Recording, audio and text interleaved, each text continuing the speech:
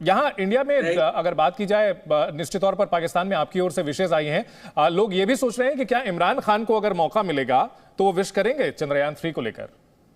I think everyone will be happy. I think even the present जो हमारे prime minister साहब हैं और जो हमारे प्रेजेंट साइंस मिनिस्टर हैं उमर साहब, हु इज वेरी बस से बड़े पढ़े लिखे आदमी हैं, वो भी मुझे लगता है कि वो अपनी गुड विशेस जो हैं वो भेजेंगे इंडिया के लोगों को।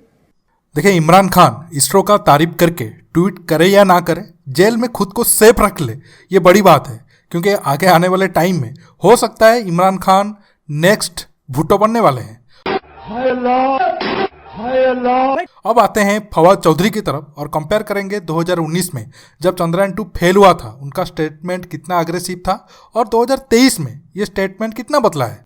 भारत के नाकाम चांद मिशन के बाद वफाकी वजीर बराए science and technology Fawad Chaudhry का भारत को मशवरा। फवाद चौधरी ने ट्वीट में कहा कि हिंदुस्तान को मशवरा है, बगैर सोचे समझे चंद्रयान जैसे मिशन बनाने का अभिनंदन। जैसे को लाइन ऑफ कंट्रोल पार चाय पीने भेजने जैसे मंसूबों पर पैसा लुटाने की बजाय अपने लोगों को गुर्बत से बाहर निकालने पर पैसा लगाएं। कश्मीर और फिर एक है जहां पे पूरी ह्यूमैनिटी की कामयाबी है। तो आज ये जो चंद्रयान-3 है, ये हिंदुस्तान के साइंटिस्ट की, उनकी जो स्पेस कम्युनिटी है, हिंदुस्तान के लोगों की तो बहुत बड़ी कामयाबी है ही, लेकिन मैं ये समझता हूँ कि ये एक ह्यूमैनिटी की कामयाबी है।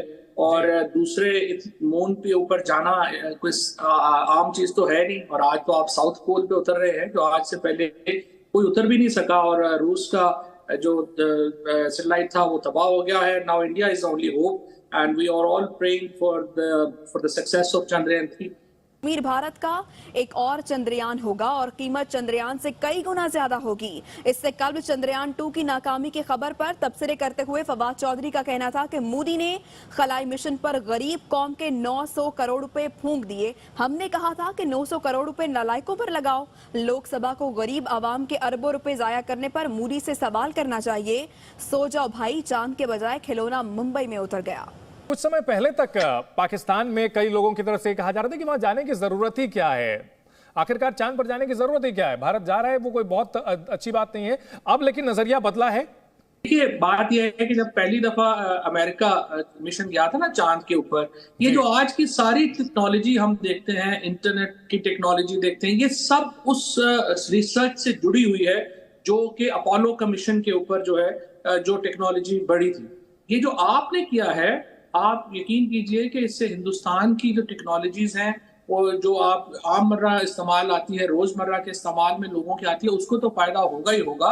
ये दुनिया में जो टेक्नोलॉजी रेस है उसको बहुत बड़ा फायदा होगा। सो चांद पे जाना इज वेरी इंपॉर्टेंट। और अब तो बात हो रही है कि बस्ती ही हमें अगली वहां पे बसानी है, और प्राइवेट। और एक मैं बड़ी अच्छी चीज देख रहा था कि जो नरेंद्र मोदी साहब की जो गवर्नमेंट है, उसने ये कहा है कि प्राइवेट जो स्पेस कंपनीज हैं वो अपना हिस्सा बढ़ाएं स्पेस में। I think this is the perfect solution and perfect thing to से।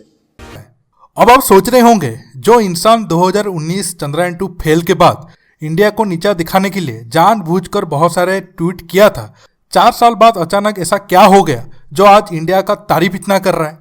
देखिए, सच कहे तो कुछ महीने पहले इनका सॉफ्टवेयर अपडेट पाकिस्तान के आर्मी ही कर दिया है। अगर आप नहीं समझ पा रहे हो तो ये 30 सेकंड का क्लिप देख लो। पार्टी का बकलोल नेता हलवाई फवाद चौधरी, उसको गिरफ्तार करने के लिए तो ऐसी FIR काटी गई कि आप सोच भी नहीं सकते। तो फवाद चौधरी के खिलाफ पंजाब पुलिस ने रिपोर्ट लाहौर हाईकोर्ट में जमा करा दी। फवाद चौधरी वॉशरूम की टूटी और पाइप चोरी की FIR में भी नामजद है, जबकि फवाद चौधरी पर बिजली की वायरिंग चोरी करने का भी इल्जाम आयद किया गया है।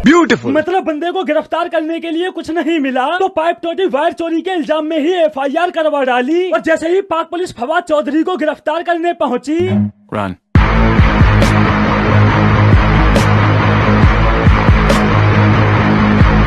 मजा आया। और भाई अब आप समझ गए होंगे फवाद चौधरी जी इतना बदले बदले क्यों लग रहे हैं। दोस्तों, आप बाकी 2-3 मिनट का क्लिप देख लीजिए, फिर आखिर में डिटेल्स में इस टॉपिक पर बात करते हैं। फवाद साहब, पाकिस्तान के जो पॉलिटिशियंस हैं, इंक्लूडिंग आपको भी मैं उसमें काउंट करना चाहूंगा, कि जब पावर में होते हैं तो हिंदुस्तान को लेकर के अलग राय होती है, जब पावर से बाहर होते हैं तो अलग राय होती है।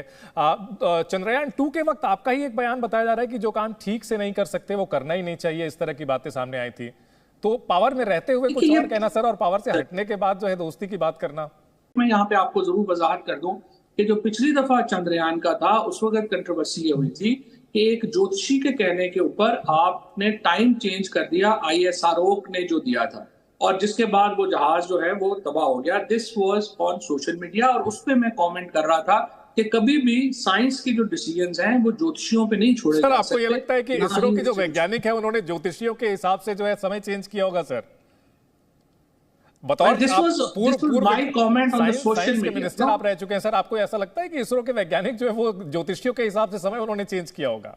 Well, I hope no, and I have obviously huge regard and respect for all the team in ISRO, and I hope. Fawad साहब, वैसे तो हम दोनों पड़ोसियों में जो है बहुत ज्यादा कोई दोस्ती जैसी चीज नहीं रहती है, कंपटीशन सारा रहता है और कहीं ना कहीं तनातनी रहती है, लेकिन आप ये मानते हैं कि भारत का जो अंतरिक्ष का पूरा ये मिशन रहा है, स्पेस मिशन रहा है, पाकिस्तान को इससे सीख लेने की जरूरत है? क्योंकि हम दोनों एक साथ आजाद हुए थे दोनों मुल्क, लेकिन कहीं ना कहीं पाकिस्तान पिछड़ गया है टेक्नोलॉजी के क्षेत्र में।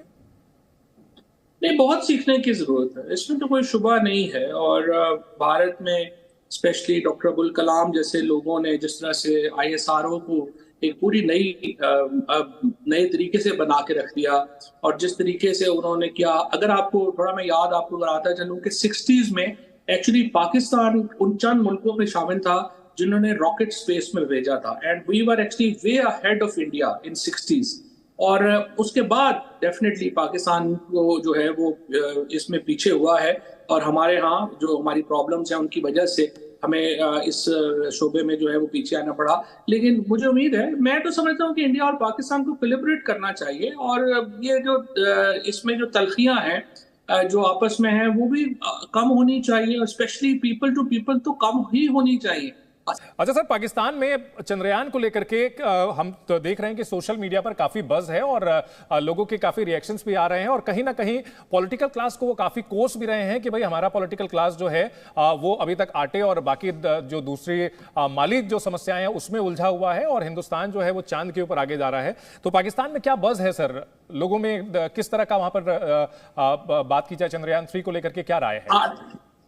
देखिए, जो आटा दाल है ना वो तो इशू, आटा दाल चावल तो इशू रहेगा ही। वो दोस्तों, आज पाकिस्तान जिस हालात में है, अगर नहीं सुधरा तो पाकिस्तान का बर्बाद होने से कोई नहीं बचा पाएगा।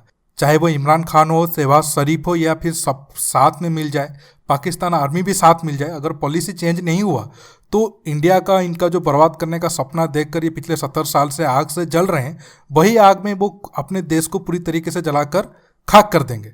आने वाले टाइम में इंडिया ऊपर जाता रहेगा और ये लोग नीचे जाते रहेंगे। शायद पाकिस्तान के कुछ पॉलिटिशियन अब समझ रहे हैं, खासकर आप देखोगे जो पॉलिटिशियन कभी पावर में नहीं होता है वो अच्छा बात करता है, और पावर में जाने के बाद उनका सुर बदल जाता है। चाहे जो भी हो, आज तो हमारे लिए बड़ी खुशी की बात है, हमारा चंद्रयान 3 मिशन पूरी दुनिया पर इतिहास रचा है। दोस्तों, आपको ये टॉपिक कैसा लगा नीचे कमेंट बॉक्स में कमेंट करके बताइए, और ये वीडियो को ज़्यादा से ज़्यादा लाइक शेयर करना बिल्कुल मत भूलिए। मैं 2000 लाइक का उम्मीद रखता हूँ, मुझे पता है आप सब कर दोगे। दोस्तों, रुकता हूँ, बहुत जल्द और एक न्यू टॉपिक के साथ मिलूंगा। नमस्कार, जय हिंद।